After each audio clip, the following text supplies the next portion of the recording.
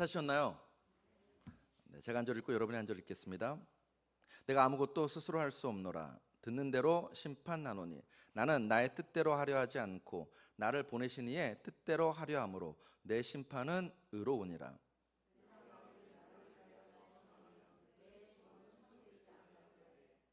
나를 위하여 증언하시는 이가 따로 있으니 나를 위하여 증언하시는 그 증언이 참인 줄 아노라.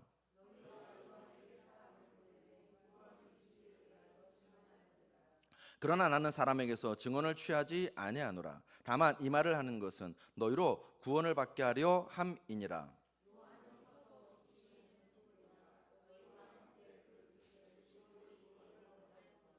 내게는 요한의 증거보다 더 큰 증거가 있으니 아버지께서 내게 주사 이루게 하시는 역사 곧 내가 아는 그 역사가 아버지께서 나를 보내신 것을 나를 위하여 증언하는 것이요.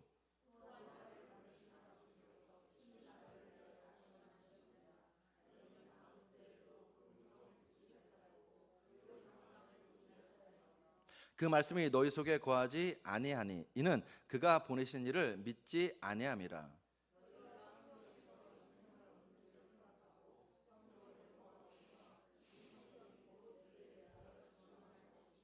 그러나 너희가 영생을 얻기 위하여 내게 오기를 원하지 아니하는도다. 다만 하나님을 사랑하는 것이 너희 속에 없음을 알았노라.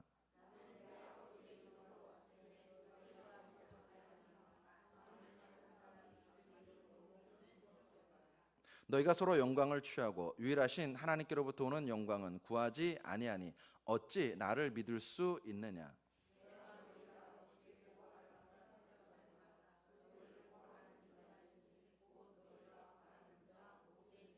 모세를 믿었더라면 또 나를 믿었으리니 이는 그가 내게 대하여 기록하였음이라. 그러나 그의 길도 믿지 아니하거든 어찌 내 말을 믿겠느냐 하시니라. 아멘. 아멘. 이 말씀에 근거하여서 기록한 그 일을 만나고 있는가, 기록한 그 일을 만나고 있는가라는 말씀을 함께 나누도록 하시겠습니다. 한번 따라 하시겠습니다. 기록한 그 일을 만나고 있는가. 아멘. 아멘. 제가 되게 감사합니다. 되게 감사한데 왜 감사하냐면 이런 말 해도 될지 모르겠지만 이래서 참 하나님 은혜구나, 그다음에 내가 설교자구나 하는 생각을 되게 절감하는 순간입니다. 좀 전까지 제가 사실 마음이 좀 별로 안 좋았어요. 불편했어요. 아침에 못 온다는 분이 있어가지고 막 급하게 막 정신 없었거든요. 정신 없어서 가지고서는 마음이 살짝 불편했었어요. 좀 전까지 불편했었습니다. 그런데 말씀을 딱 읽는 순간부터 이렇게 좀 마음이 되게 감사하고 깊은 거예요. 깊은 겁니다. 하나님의 은혜가, 제게 주신 은혜가 여러분에게도 충만하게 임하기를 주의 이름으로 축복합니다. 아멘. 그다음에 오늘 말씀은 사실 우리가 원래대로 하면은 사무엘상 말씀을 오늘 봐야 됩니다. 지난주부터 다시 사무엘상으로 돌아갔기 때문에. 근데 여러분, 제가 설교자로서 정말 가끔가다 그런 은혜가 있어요. 하나님이 이 말씀 전하기 원하신다 하는 그런 은혜가 있습니다. 오늘 말씀이 딱 그래요. 어떤 분에게 이 말씀이 꼭 필요해서 이 말씀을 전하기를 원하십니다. 나에게 하시는 말씀인가 한번 잘 들어보시면서 여러분과 저에게 은혜와 도전이 있게 되시기를 주의 이름으로 축복합니다. 그 마음으로 한번 다시 따라 하시겠습니다. 기록한 그 일을 만나고 있는가? 한번 더요. 기록한 그 일을 만나고 있는가? 아멘. 아멘. 자, 많은 분들이 성경을 알기 원합니다. 아멘이시죠? 많은 분들이 성경을 알기 원합니다. 참 좋은 자세입니다. 성경, 여러분과 제가 공부하셔야 됩니다. 그냥 성경을 읽고 또 예배 시간에 귀로 듣는 것으로 끝내셔는 안 되고 공부하셔야 됩니다. 공부하면 은혜가 있고 유익이 있습니다. 여러분과 제가 잘 아는 말씀 중에서 시편 121편 6절의 말씀이 있습니다. 낮의 해가 너를 상하게 하지 아니하며 밤의 달도 너를 해치지 아니하리로다 라는 말씀이 있습니다. 여러분, 이 말씀이 하나님은 나의 선크림 뭐 그런 뜻일까요? 이 말씀에는 굉장히 중요한 상징이 사용되고 있습니다. 자, 여러분, 중동에서 해는 어떤 나라를 상징하는데 한번 생각해 보십시오. 태양신을 섬기는 나라가 있습니다. 어떤 나라일까요? 이집트, 애굽입니다. 애굽이에요. 그러니까 낮에 해 할 때 그 해는 이집트, 애굽을 상징하는 것입니다. 중동에서 다른 메소포타미아 평야를 상징합니다. 이 메소포타미아 평야를 다스렸던 나라가 두 나라가, 아주 큰 나라 두 나라가 있는데 하나는 아시리아이고 또 하나는 바벨론입니다. 바벨론이에요. 자, 이 시편 121편 6절에 등장하는 낮의 해와 밤의 달은 진짜 하늘에 떠 있는 해와 밤의 달을 의미하는 것이 아니라 이스라엘을 괴롭히는, 힘들게 하는, 침공하는 애굽, 아시리아, 바벨론을 상징합니다. 이 애굽과 아시리아와 바벨론은 이스라엘에게 최대의 위협이었습니다. 그런데 시편 기자는 지금 노래하고 고백하고 기도하는 것입니다. 하나님께서 우리를 애굽과 바벨론에서 지켜주신다고, 하나님께서 우리를 모든 전쟁의 어려움으로부터 건져주신다고 고백하고 노래하고 있는 것입니다. 성경을 공부하면 이런 유익과 은혜가 있습니다. 그런데 성경을 공부만 하면 우리에게 독이 될 수도 있습니다. 옛날에 무슨 이렇게 가게를 열거나 또는 집을 이사하면 선물을 할 때 액자 선물을 냈었습니다. 그 액자 선물을 할 때 참 많이 쓰였던 액자가 말씀이 있는데 그게 뭐냐면 욥기 8장 7절입니다. 내 시작은 비약하였으나 내 나중은 심히 창대하리라. 여러분, 이 말씀이 굉장히 많이 쓰였는데 성경을 공부해 보면 이 말씀은 사실 축복의 말씀이 아닙니다. 빌닷이 욥을 책망할 때 나온 말씀이 바로 이 말씀입니다. 그러니까 누구를 축복하려고 이 말씀을 한 것이 아니라 지금 누군가를 책망하려고 이 말씀을 지금 하고 있는 것입니다. 이런 식으로 공부하면 이 말씀이 어떤 배경과 어떤 의미를 가지고 있는지 알게 됩니다. 근데 아까 말씀드린 것처럼 공부만 하시면 안 됩니다. 그럼 독입니다. 제가 겪었던 일이에요. 신년이 되었어요. 이제 새로운 교구 목사님이 부임하시고 그 새로운 구역장들이 세워졌을 것 아닙니까? 한 목사님이 자기가 새로운 교구에 가서 구역장님들, 새로 임명받은 구역장들과 모임을 가졌습니다. 그 모임 자리에서 이 목사님께서 새로운 구역장들에게 포부를 한 마씩 하라고 시간을 주셨어요. 한 분 한 분 돌아가면서 포부를 밝히는데 한 분이 이렇게 포부를 밝히셨어요. 우리 구역은 시작은 미약할지라도 나중은 심히 창대할 줄 믿습니다 라고 당당히 포부를 밝혔는데 그 순간 이 목사님이 꾸짖었어요. 구역장님, 이 말씀은 그런 의미가 아니에요. 어떻게 구역장의 신에 대해서 이 말씀이 어떤 의미인지도 몰라요 라고 공개적으로 질책한 거예요. 이 구역장님이 시험 드셔가지고서는 저를 찾아오셔서 자기 교구 목사님을 어떻게 좀 해달라고 한참을 하고 가셨습니다.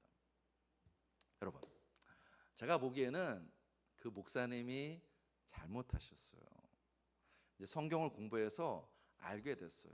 욥기 8장 7절이 어떤 의미인지 알게 됐습니다. 알게 됐으면 겸손하게 성도들에게 전하고 알려드리면 되는 것입니다. 그런데 이 목사님은 그러지 않으셨어요. 왜냐? 성경을 머리로만 안 것입니다. 성경을 지식으로만 알고 내가 이런 지식이 있어 라고 자랑하는 기회로 삼으신 것입니다. 우리가 성경을 대할 때 꼭 가져야 될 태도가 있습니다. 더 많이 알기 위해서가 아니라 더 많이 이 마음으로 듣기 위해서 성경을 대하셔야 됩니다. 하나님께서 이 성경 말씀을 통해서 나에게 어떤 말씀을 하기 원하시는가, 그 자세로 성경을 여셔야 된다는 것입니다. 지식만 추구하는 성경 공부는 나도 죽이고 남도 죽일 수 있습니다. 언제나 성경을 열 때마다 하나님 만나고 하나님의 음성을 듣고 그 말씀이 내 삶을 주도하고 지배하는 말씀으로 받는 여러분과 저 되시기를 주의 이름으로 축복합니다. 고린도전서 2장 16절에 있는 말씀 우리 한번 같이 읽겠습니다. 고린도전서 2장 16절 같이 읽습니다. 시작. 누가 주의 마음을 알아서 주를 가르치겠느냐? 그러나 우리가 그리스도의 마음을 가졌느니라. 아멘. 여러분과 저에게 이 은혜가 있기 원합니다. 성경을 열 때마다 누가 그리스도의 마음을 가졌냐고요? 우리가 그리스도의 마음을 갖는 여러분과 저 되시길 주 이름으로 축복합니다. 안타깝지만 본문의 유대인들은 그러지 못했습니다. 아니, 정확히 말하면 그러지 않았습니다. 오늘 본문은 예수님의 자기 변호입니다. 우리가 다 읽지 않았는데 사실 19절부터 시작된 아주 긴 예수님의 자기 변호입니다. 이 부분은 크게 두 부분으로 나눌 수 있습니다. 19절부터 29절까지가 첫째 파트입니다. 이 첫째 파트는 예수님과 하나님과의 관계를 이야기합니다. 하나님은 아버지, 예수님은 아들이라는 이 관계를 19절부터 29절까지 이야기하고 있습니다. 그리고 그 관계 속에서 예수님은 아버지가 하라고 하시는 일을 한다고 말씀하십니다. 두 번째 파트는 우리가 방금 읽었었던 30절부터 47절입니다. 이 파트는 한마디로 정의하면 증인들입니다. 증인들. 예수님은 하나님의 아들이십니다. 그런데 유대인들이 이것을 믿지 않아요. 그러자 예수님께서 증인들을 세우십니다. 당신이 하나님의 아들이심을 나타내는 증인을 세우십니다. 유대 율법과 문화에 따르면 그 증인의 증언이 효력이 있으려면 최소한 2명의 증인이 있어야 됩니다. 그런데 예수님께서는 4명의 증인을 세우십니다. 첫 번째, 하나님이십니다. 하나님을 증인으로 내려오십니다. 오늘 보면 37절 상반절에 또한 나를 보내신 아버지께서 친히 나를 위하여 증언하셨느니라. 하나님 아버지께서 예수님이 하나님의 아들이심을 증언하신답니다. 하나님께서는 예수님이 요단강에서 침례 받으셨을 때, 변화산에 오르셨을 때에 예수님이 하나님의 아들이심을 증언하십니다. 두 번째 증인은 침례 요한입니다. 오늘 보면 33절에 너희가 요한에게 사람을 보내매 요한이 진리에 대하여, 이때 진리란 예수님이십니다. 진리에 대하여 증언하였느니라. 실제로 증언했습니다. 요한복음 1장 29절에 이튿날 요한이 예수께서 자기에게 나오심을 보고 이르되 보라 세상 죄를 지고 가는 하나님의 어린 양 이로다라고 증언했습니다. 세 번째 증인은 예수님이 하신 일들입니다. 오늘 보면 36절에 내게는 요한의 증거보다 더 큰 증거가 있으니 아버지께서 내게 주사 이루게 하시는 역사 곧 내가 아는 그 역사가 아버지께서 나를 보내신 것을 나를 위하여 증언하는 것이요. 예수님께서 이 땅에 계실 때 천국 복음을 전파하십니다. 말씀을 가르치십니다. 병자를 치유하십니다. 귀신을 내쫓으십니다. 죽은 자를 살리십니다. 이와 같은 예수님의 사역을 통해서 예수님은 당신이 하나님의 아들이심을 증언하십니다. 마지막 증인은 성경입니다. 오늘 보면 39절에 이건 한번 같이 읽겠습니다. 39절 같이 읽습니다. 시작. 너희가 성경에서 영생을 얻는 줄 생각하고 성경을 연구하거니와 이 성경이 곧 내게 대하여 증언하는 것이니라. 아멘. 그러므로 성경을 읽으면 예수님 만납니다. 아멘이신가요? 여러분과 제가 이 믿음과 이 기대를 가지고 성경을 여셔야 돼요. 여러분과 제가 성경을 열고 성경을 읽으면 누구를 만난다고요? 예수님 만납니다. 예수님 만납니다. 요한복음 1장 45절의 말씀 우리 같이 읽어보겠습니다. 요한복음 1장 45절 같이 읽습니다. 시작. 빌립이 나다나엘을 찾아 이르되 모세가 율법에 기록하였고 여러 선지자가 기록한 그 일을 우리가 만났으니 요셉의 아들 나사렛 예수니라. 아멘. 아멘. 성경을 열 때마다 이 은혜가 여러분과 저에게 있게 되시길 주 이름으로 축복합니다. 어떤 은혜요? 요한복음 1장 45절 제가 다시 읽습니다. 빌립이 나다나엘을 찾아 이르되 모세가 율법에 기록하였고 여러 선지자가 기록한 그 일을 우리가 만났으니 요셉의 아들 나사렛 예수니라. 기록한 그 일을 우리가 만났으니 나사렛 예수니라. 사랑하는 성도 여러분, 축복합니다. 성경을 열 때마다 기록한 그 일을 만나십시오. 설교를 들을 때마다 기록한 그 일을 만나는 그 은혜가 여러분과 저에게 있게 되시길 주 이름으로 축복합니다. 러시아의 대문호인 도스토옙스키가 정부에 의해서 잡힌 적이 있었습니다. 잡혀서 죄수로 낙인 찍히고 수용소로 이송되었습니다. 그가 이제 수용소로 이송되기 위해서, 여러분 러시아는 굉장히 넓잖아요. 넓어서 수용소로 이송될 때 뭘 탔냐면 다른 죄수들과 함께 기차를 탔습니다. 기차를 타고 수용소로 이송되는데 이 기차가 간이역에 잠시 섰어요. 그 순간 한 여자분이 이 죄수들에게, 기차 안에 타고 있는 죄수들에게 성경을 막 나눠주었습니다. 그 나눠준 성경이 돌고 돌아서 누구 손에까지 왔냐면 도스토옙스키 손에까지 왔습니다.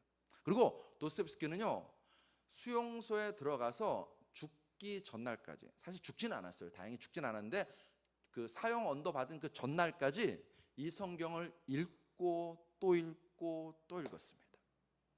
그래서 어떤 은혜를 주었느냐. 자, 도스토옙스키의 말을 한번 들어보십시오. 누군가가 내게 그리스도는 진리가 아니라고 증명한다 하더라도 나는 그리스도와 함께 있고 싶다. 나는 진리보다도 차라리 예수와 함께 있고 싶다. 예수님이 진리인지 아닌지는 지금 내게 중요하지 않다. 그 다음 말이 참 중요합니다. 네, 중요하다고 좀 알려주시는 거예요. 중요해요. 그 다음 말이 중요합니다. 중요한 것은 내가 신약을 읽다가 만난 그 예수와 함께 살고 싶다는 사실이다. 도스토옙스키는요, 죄수로 실려가는 그 기찻간에서 성경을 폈습니다. 그에게 맨 처음 성경은요, 그냥 책이었습니다. 글자였습니다. 그런데 도스토옙스키는 고백합니다. 중요한 것은 내가 신약을 읽다가 만난 그 예수와, 그는 만났어요. 성경을 열고 그 성경을 통해서 자신을 찾아오시는 예수 그리스도를 만났습니다. 그 만난 감격이 얼마나 컸는지 도스토옙스키는 고백합니다. 중요한 것은 내가 신약을 읽다가 만난 그 예수와 함께 살고 싶다는 사실이다. 안타깝게도 유대 종교 지도자들은 못 만났습니다. 기록한 그의 예수를 안 만났습니다. 왜냐? 그들은 예수를 믿지 않았습니다. 오늘 보면 38절 하반절에 그가 보내신 이를 믿지 아니함이라. 예수님을 귀신 들린 자 취급했어요. 요한복음 10장 20절에 그 중에 많은 사람이 말하되 그가 귀신 들려 미쳤거늘 어찌하여 그 말을 듣느냐 하며. 여기서 중요한 점이 있습니다. 여러분, 유대인들은요 성경 전문가예요. 여러분과 저보다 훨씬 더 성경에 해박한 전문가입니다. 요한복음, 오늘 보면 39절에 보시면 너희가 성경에서 영생을 얻는 줄 생각하고 성경을 연구하거니와 라고 나옵니다. 이때 이 연구하다라는 단어는 히브리어로 다라슈라는 단어입니다. 이 다라슈라는 단어는 성경에 대해서 체계적이고 심도 깊은 연구를 할 때 쓰는 단어가 이 다라슈입니다. 즉 유대인들은요 굉장히 성경에 해박하다는 것입니다. 그런데 그들은 기록한 그 일을 못 만났어요. 더 놀라운 사실은 기록한 그의 예수 그리스도가 자신들 바로 눈앞에 있는데 그들은 예수 그리스도를 만나지 못했습니다. 성경에 그렇게 기록되어 있는 예수가 눈앞에 있는데도 불구하고 만나지 못했습니다. 사랑하는 성도 여러분, 제가 교회를 아마 개척하면서부터 이 말 자주 했을 거예요. 여러분과 제가 교회만 왔다 갔다 하시면 안 됩니다. 그럼 무슨 의미가 있습니까? 무슨 의미가 있어요? 차라리 이 시간에 잠을 더 자지. 차라리 이 시간에 이 휴일에 어디 놀러 가지. 사랑하는 성도 여러분, 우리는 예수를 만나고 예수를 믿는 은혜가 주일마다 있게 되시길 주의 이름으로 축복합니다. 유대인들은 눈앞에 예수님이 계셨어요. 동시에 유대인들은 누구보다도 성경에 해박한 자들이었습니다. 그들은 모세오경 전체를 다 외울 정도로 성경에 해박한 자들이었습니다. 그런데 안타깝게도 기록한 그이가 바로 자기 눈앞에 있는데 그 예수를 알아차리지 못하고 만나지 못했습니다. 어쩌면 여러분과 저도 그런 우를 범할 수 있습니다. 오늘 본문에서 두 가지. 그들이 왜 기록한 그이가 눈앞에 있는데 만나지 못했는가? 첫 번째, 그들은 성경을 지식으로만 구했지 그 성경을 통해 찾아오시는 예수님을 구하지 않았습니다. 성경을 공부합니다. 성경을 읽습니다. 백독합니다. 이백독합니다. 거기에 그치지 않습니다. 신학 서적도 읽습니다. 신앙 서적도 있습니다. 그래서 목사 뺨칠 정도로 성경에 대해서 해박합니다. 와, 내가 이 정도로 성경을 잘하니까 나는 정말 괜찮은 신앙이냐라고 거기서 만족하시면 안 된다는 것입니다. 여러분, 성경을 읽는 목적은 성경을 백독하는 데 목적이 있지 않습니다. 유대인들이 무엇을 놓치고 있었는가? 또 어쩌면 여러분과 제가 무엇을 놓칠 수 있는가? 유대인들은요, 예수 그리스도를 구하지 않았습니다. 하나님의 임재와 영광을 찾지 않았습니다. 예수님께서 말씀하십니다. 오늘 보면 40절에서 그러나 너희가 영생을 얻기 위하여 내게로 오기를 원하지 아니하는 도다. 예수님께 가기를, 하나님 아버지께 나아가기를 소원하지 않았다는 것입니다. 성경 공부한 것에 그냥 만족했다는 것입니다. 사랑하는 성도 여러분, 성경이 구원인가요? 대답을 하기가 참 난감하죠. 그럼 이렇게 물어볼까요? 훈련받는 게 우리의 영생을 담보하나요? 아닙니다. 제가 책 한 권을 소개할 텐데 저는 옛날에 읽었었어요. 기회가 되면 여러분도 한번, 그리고 또 기회가 되면 제가 교회 비치하겠습니다. 무슨 책이냐면 예수님과 함께한 저녁 식사라는 책입니다. 예수님과 함께한 저녁 식사. 되게 쉬워요. 얇아요. 얇고 쉽습니다. 1권이 나왔고 우리나라 2권까지 나와 있습니다. 이 책이 어떤 책이냐면 닉이라는 사람이 예수님을 만난 이야기입니다. 1권은 닉이 예수님 만난 이야기예요. 2권은 닉이 예수님을 만나고 난 이후의 신앙생활을 그리고 있습니다. 닉은 예수를 만나고 난 다음에 매일 성경을 읽습니다. 매일 기도합니다. 주일 예배 드리는 것뿐만 아니라 매일 가정 예배도 드립니다. 교회 선교위원회에 소속됩니다. 남성교회에서 하는 프로그램에 참석합니다. 제자훈련도 받습니다. 교회에서 하는 각종 모임과 세미나도 빠지지 않고 참석합니다.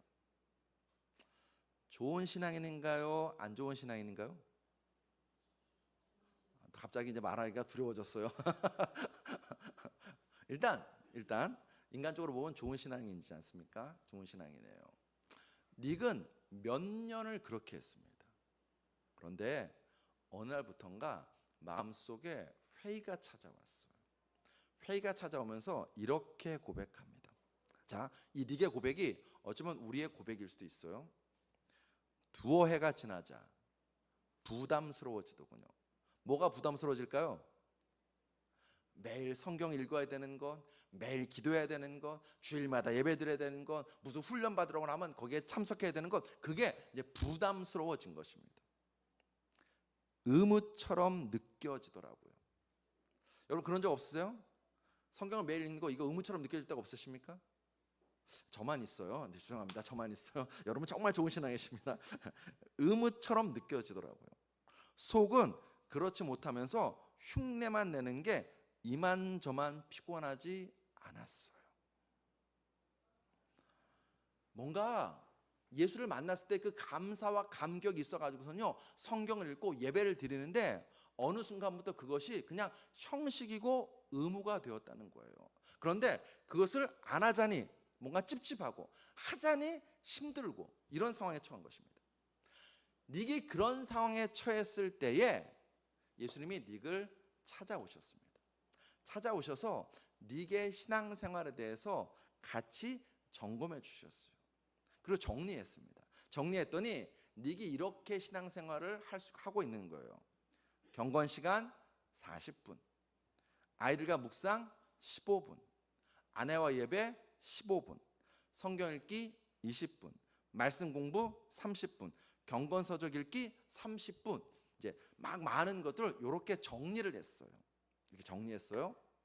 근데 그렇게 정리하고 난 다음에 닉이 뭐라고 하는가? 닉의 말을 들어보십시오. 근데 프로그램대로 따라가기가 몹시 버거울 것 같아요. 여러분 여기서 중요한 단어는 프로그램입니다. 프로그램. 매일 성경 읽는 게 네게는 어떤 신앙의 프로그램이 된 것입니다. 매일 기도하는 게 그냥 의무적으로 해야 되는 프로그램이 된 것입니다. 주일날 예배 드리는 것이 그에게는요 습관, 프로그램이 되어 있는 것입니다. 그런 네게게, 그런 현대 그리스도인들에게 예수님이 이렇게 답변을 주세요. 그 책에서는. 근데 저는 이게 참 중요하다고 생각합니다. 들어보십시오. 뭐라고 하느냐? 예수님이 답변하십니다. 닉, 잘 생각해봐.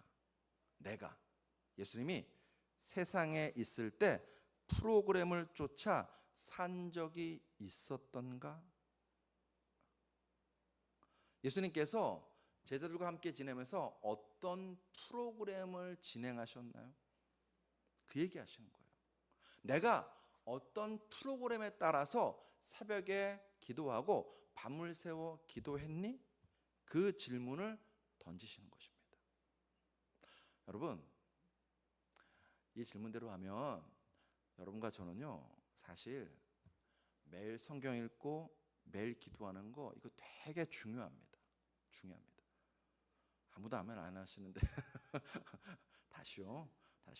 좋은 말 할 때 아멘 하셔야 돼요.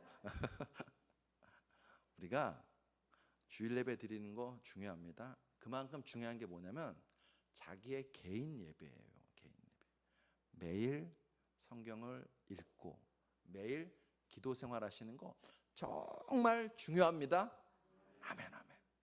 근데 여러분 그게 나에게 어떤 프로그램이 되시면 곤란해지는 거예요. 어떤 의무와 형식이 되면 어려워지는 거예요. 그런 인생들에게, 그런 그리스도인들에게 예수님이 지금 말씀하시는 거예요. 내가 이 땅에 있을 때 무슨 프로그램에 따라서 살았니?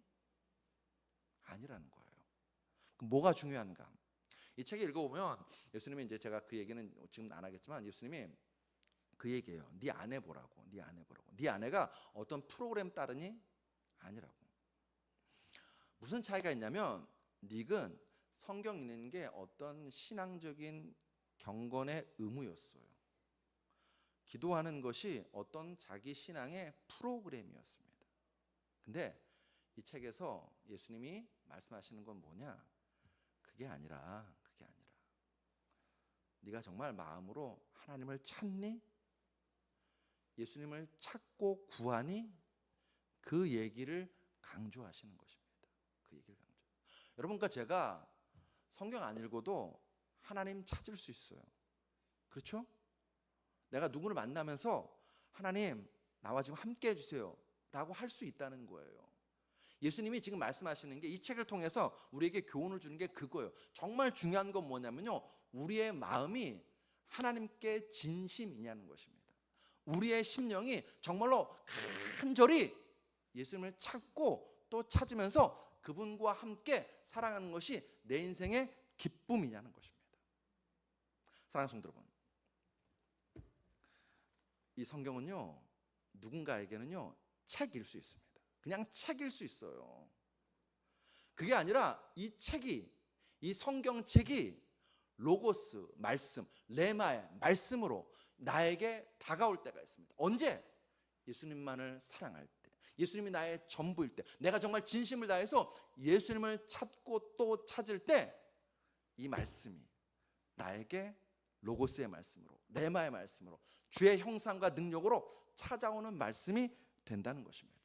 즉 여러분과 저에게는요 성경을 매일 읽는 거 그거 중요합니다. 그거 중요하지 않다는 게 아닙니다. 근데 그보다 더 중요한 것은요, 여러분과 제가 예수님을 찾고 인격적으로 그 예수님을 만나는 은혜가 우리에게 있는 것이 가장 필요하다는 것입니다.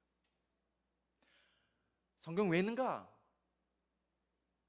장 목사가 읽으랬으니까, 내가 오늘 읽어야 백독을 달성하니까. 그게 아니라 예수님 만나려고. 어쩌면은요 그날은 성경을요 딱 한 구절만 읽을 수도 있습니다. 그런데 그 한 구절 읽으면서 예수님 만나면 여러분과 저는요 성경을 뭐 100장 읽는 것보다 훨씬 더 잘하신 것입니다. 우리가 예배를 왜 드리는가? 예수님 만나려고. 우리가 신앙 속도 왜 읽는가? 예수님 만나려고 있는 것입니다.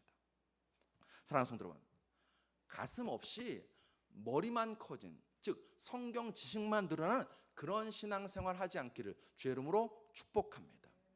그 신앙 지식은요, 남을 정죄하고 남을 죽이고 남을 판단하는 지식으로 작용할 것입니다.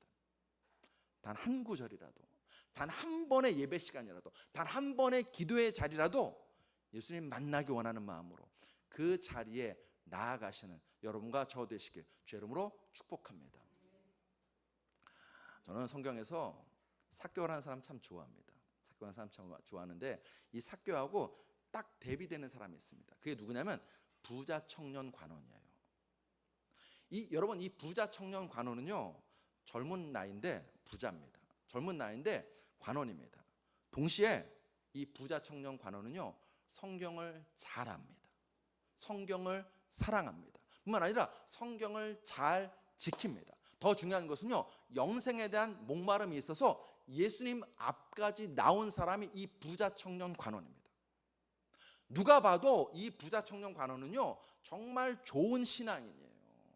성경을 사랑하고, 예수님 물었어요. 너 성경 다 지켰냐고 물으니까 네, 다 지켰다라고 말할 정도로 정말 신실하고 거룩하게 산 그런 청년입니다. 그리고 아까 말씀드린 것처럼 영생에 대한 목마름이 있어서 예수님 만나러 일부러 나왔다니까요. 그래서 예수님 만났어요. 얼마나 좋은 신앙인지 모릅니다. 인간적으로 보면요. 그런데 성경은 여러분과 저에게 그의 끝을 이렇게 알려줍니다. 누가복음 18장 23절에 그 사람이 큰 부자이므로 이 말씀을 듣고 심히 근심하더라. 성경을 알고 성경을 짓고 성경에 해박한데 뿐만 아니라 예수님을 눈과 눈을 맞추면서 1:1로 독대까지 했음에도 불구하고 그의 끝은 무엇이었는가? 심히 근심하며 돌아갑니다. 구원의 은혜를 누리지 못합니다. 반면 삭개오는 예수님 만났어요. 사실 만나려고 만난 게 아니라 나무 위에 그냥 매달려 있다가 예수님 만났어요. 만나고 난 다음에 어떤 은혜를 누리는가? 누가복음 19장 9절에 예수께서 이르시되 오늘 구원이 이 집에 이르렀으니 이 사람도 아브라함의 자손임이로다라고 말씀하셨습니다. 여러분, 인간적으로 보면요, 부자 청년 관원이 훨씬 더 좋은 신앙인처럼 보여요. 그런데 왜 정작 구원은 삭개오가 받았습니까? 삭개오는 성경 잘 몰라요. 그런데 예수님을 원했습니다. 삭개오는 무슨 신앙 훈련 받은 것도 별로 없어요. 그런데 그는 간절히 예수님을 원했습니다. 삭개오는 죄도 정말 많이 졌습니다. 민족을 배반한 배신자입니다. 돈 때문에 민족을 배반하고 자기의 같은 민족에게서 돈을 뜯어내는 정말로 악질 중에 악질이었습니다. 그런데 그는요, 마음으로 간절히 예수님을 원했습니다. 신앙적으로 보면요, 그는 부족한 것 투성임에도 불구하고 간절히, 얼마큼 간절하냐? 그 다 큰 어른이 나무 위에 매달려서 있을 정도로 간절히 예수님을 원했습니다. 그래서 그는 누가 봐도 죄인임에도 불구하고 예수님 만나고 그 예수님을 자기의 집에 모셔드리는 은혜를 덧입습니다. 사랑하는 성도 여러분, 주일날 예배 드리시는 거 중요합니다. 금요기도에 드리는 거 중요합니다. 새벽 기도하는 거 중요합니다. 매일 성경을 읽고 매일 기도하는 거 중요합니다. 그런데 여러분, 거기에 예수가 빠져 있으면 그건 아무것도 아닙니다. 사랑하는 성도 여러분, 매일 성경을 열고 예수님을 간절히 원하십시오. 매일 기도에 무릎을 꿇고 예수님을 간절히 원하십시오. 내 삶의 자리에서 예수님을 간절히 원하시는 그리스도인들 다 되시길 주의 이름으로 축복합니다. 우리에게 필요한 것이 그것입니다. 두 번째, 오늘 본문의 유대인들이 왜 기록한 그 일을 만나지 못했는가? 자기의 영광을 구하느라고 하나님께 돌아가야 될 영광을 놓치고 있었기 때문입니다. 여러분, 본문 44절 우리 한번 같이 읽습니다. 본문 44절 같이 읽습니다. 시작. 너희가 서로 영광을 취하고 유일하신 하나님께로부터 오는 영광을 구하지 아니하니 어찌 나를 믿을 수 있느냐. 유대인들은 더 범위를 넓히면 인간은 자기 영광을 구합니다. 종교 영광 모든 것을 자기가 받기를 원합니다. 교회 안에서도 이런 일이 비일비재합니다. 자기가 주목받기 원합니다. 자기의 말이 교회 안에서 좀 힘이 있기 원합니다. 장자리를 자기가 차지하기를 원합니다. 그렇지 않으면 시험 들었다, 상처받았다 하면서 교회를 떠납니다. 왜 이런 일이 벌어지는가? 사람들이요 모두 다 자기의 영광을 구하고 있기 때문입니다. 반대로 왜 이런 일이 교회에서 벌어지는가? 사람들이, 성도들 여러분과 제가요 자기 부인이 없기 때문입니다. 자기를 부인하기보다는 자기 영광을 구합니다. 목사도 자기 영광, 장로도 자기 영광, 성도들도 자기 영광을 구합니다.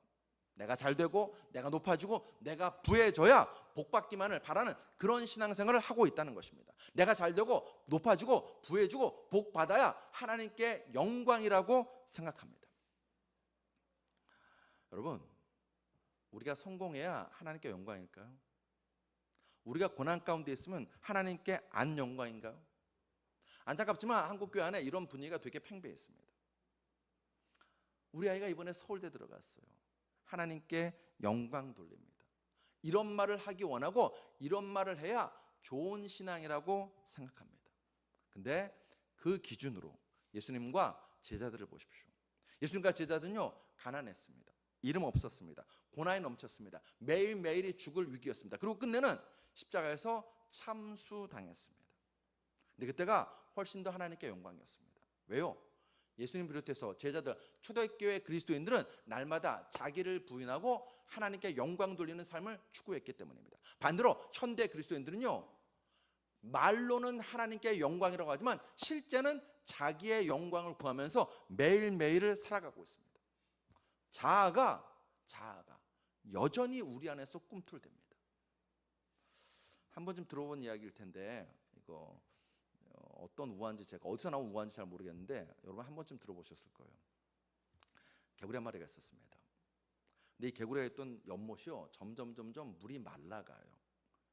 이대로 있으면요 개구리가 죽을 운명이었습니다. 빨리 물이 풍성한 다른 연못으로 옮겨가야 됩니다. 그런데 그 연못까지 가기에는요 너무 거리가 멀었어요. 개구리 혼자의 힘으로는 갈 수 없었습니다. 어떻게 하다가 고민하다가 이 개구리가 아이디어를 냈어요. 새에게 가서 부탁했습니다. 내가 이 나무 작대기를 내 입으로 꽉 물고 있을 테니까 당신이 그 부리로 다른 쪽 나무 작대기 나무 부분을 물고 나를 좀 저 연못까지 날아서 데려가 주세요 라고 부탁했습니다. 새가 허락했어요. 그래 해줄게. 날아올랐습니다. 그 날아오는 순간 밑에 있던 수많은 동물들이요 우와 도대체 누가 저런 생각한 거야? 정말 기발하다, 좋은 생각이다 하고 막 환호성을 올리고 있었습니다. 이 개구리가요 자랑하고 싶은 거예요.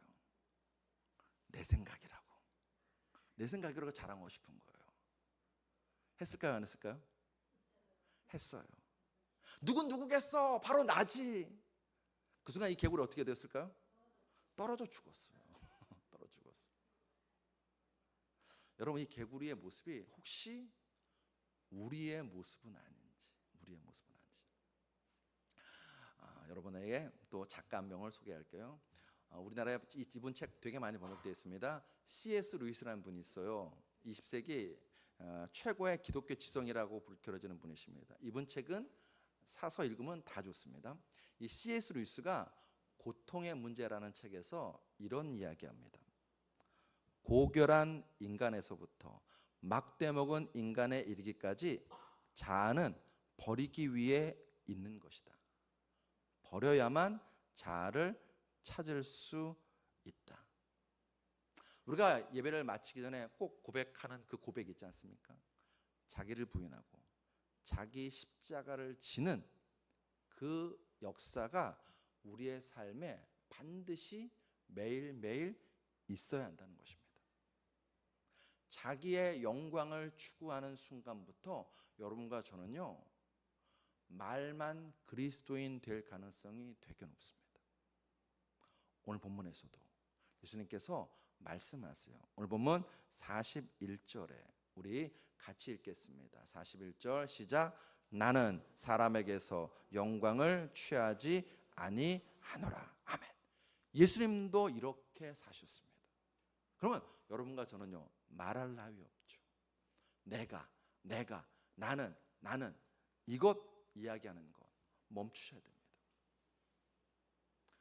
내 고통, 내 소원, 내 영광을 구하는 것 멈추셔야 됩니다.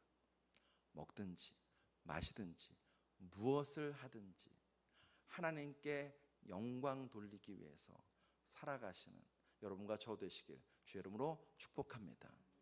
고린도전서 10장 31절 우리 큰 소리로 같이 읽겠습니다. 시작. 그런즉 너희가 먹든지 마시든지 무엇을 하든지 다 하나님의 영광을 위하여 하라. 아멘. 말씀 정리합니다. 인간이 타락했습니다. 범죄에서 타락했습니다. 이거를 신학용어로 전적 타락이라고 해요. 전적 타락. 전적 타락이라는 이야기는 인간은 어른아이일 것 없이 괴물이다 이런 뜻이 아닙니다. 인간은 결코 선을 행할 능력이 없다 이런 의미도 아닙니다. 그러면 전적 타락이 어떤 의미인가? 장경철 교수라는 조직신학 교수님이 계신데 이분이 참 정의를 잘 해놓은 것 같습니다. 제가 소개하겠습니다. 인간은 타락 가운데 죄인이 되었고 죄인인 거로 인간 삶의 모든 구조를, 그 다음 말이 중요해요, 자신을 영화롭게 하는 방향으로 사용하게 되었다는 것을 뜻한다. 전적 타락이 뭐냐고요? 여러분과 제가 막 괴물이 되고 매일매일 악을 저지른다 그런 의미가 아닙니다. 선을 행할 능력이 없다 그런 의미가 아니라는 거예요. 전적 타락이 뭐냐면 인간 삶의 모든 구조를 자신을 영화롭게 하는 방향으로 사용하게 되었다는 것을 뜻한다는 것입니다. 우리의 눈, 우리의 손, 우리의 생각, 우리의 마음, 우리의 일하는 목적, 우리의 시간, 우리의 돈이 어떤 방향으로 흐르냐면 자기 영광을 위해서 쓰이는 것, 그렇게 쓰려고 하는 것, 이게 전적 타락이라는 것입니다. 그런 측면에서 구원받았다는 것은 무엇이냐면 방향 전환입니다. 방향 전환. 저를 한번 따라 하실까요? 구원받았다는 것은 방향을 전환했다는 것입니다. 제가 금요기도 때 이제 앞으로 얘기할 건데 이렇게 이것도 한번 따라 합시다. 회개는 정권 교체이다. 대통령 선거 앞두고 있잖아요. 그 정권 교체가 뭔지 아시죠? 네. 여러분과 제가 회개했다는 게 뭐냐면요, 정권을 교체하는 거예요. 회개하기 전까지 나라의 정권은 누가 잡고 있었을까요? 내가 잡고 있고 더 나아가서는 사단이 잡고 있었습니다. 그런데 회개하고 나서는 정권이 교체되었어요. 그래서 우리나라의 주인 누구라고요? 나의 나라 주인 누구라고요? 하나님, 예수 그리스도이십니다. 예수 그리스도입니다. 전적 타락은 방향이 잘못된 방향으로 나가는 것입니다. 구원받았다는 것은 그 방향을 전환하는 것입니다. 자신만 바라보던 눈길이 예수님 바라보는 것입니다. 내 영광만 추구하던 내가 하나님의 영광을 위해서 살아가는 것, 이것이 구원입니다. 사랑하는 성도 여러분, 이 땅에서 참 인간으로 사신 예수님은 그런 삶을 사셨습니다. 하나님 아버지의 영광을 위해서 십자가 지시는 것을 조금도 마다하지 않으셨습니다. 우리도 그런 삶을 살아야 하고 살 수 있습니다. 사랑하는 성도 여러분, 눈을 들어 예수 그리스도를 바라보십시다. 숨 쉬는 순간마다 예수 그리스도를 추구하고 따라가십시다. 그리고 우리의 삶을 들여서 예수 그리스도를 증거하는 여러분과 저 되시길 주 이름으로 축복합니다. 그때 기록된 그분, 오셨던 그분, 지금도 나를 찾아오시는 그분을 만나는 은혜를 여러분과 제가 누리게 될 줄로 믿습니다. 축복합니다. 저 자신을 축복하고 여러분을 축복합니다. 매일 성경을 열 때, 기도할 때, 일터에서 기록된 그분을 만나는 은혜를 누리는 여러분과 저 될 줄로 믿습니다. 기도하시겠습니다. 아버지 하나님, 참 감사드립니다. 우리를 찾아와 주시옵시고 우리의 삶을 끝까지 포기하지 않아 주시오니 참 감사드립니다. 주님은 나를 포기하지 않으시는데 내가 혹시라도 하나님을 포기하고 멀리하고 있지는 않습니까? 주님, 간절히 하나님을 사랑하고 간절히 예수 그리스도를 사모하는 저희들 다 될 수 있도록 은혜 베풀어 주시옵소서. 진실로 내 안에 가장 귀한 분 예수이시고 내가 삶에 있어서 가장 절대적인 것 예수를 알아가는 일임을 날마다 고백하고 노래하는 저희들 될 수 있도록 은혜 베풀어 주시옵소서. 그래서 정말로 우리가 고백하게 하시옵소서. 예수님 한 분 계시기에 나는 충분하다. 예수님 한 분 계시기에 나는 만족하다. 예수님 한 분이 내 안에 찾아오셨고 내가 그분을 매일매일 만나게 나는 행복하다고 고백하고 찬양하는 우리들 다 될 수 있도록 은혜 베풀어 주시옵소서. 그 주님이 내 삶에 하실 일을 기대하고 또 기대하는 우리들 다 될 수 있도록 역사하여 주시옵소서. 예수 그리스도로 감사하며 기도드렸사옵나이다. 아멘.